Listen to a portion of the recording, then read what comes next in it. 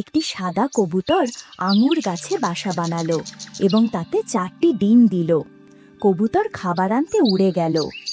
ওই সময়ে এক ক্ষুধার্ত জেব্রা এসে আঙুর ছিঁড়তে ছিঁড়তে বাসাটিকে নাড়াতে লাগলো। ঠিক তখনই এক টিয়া পাখি এসে পড়ল।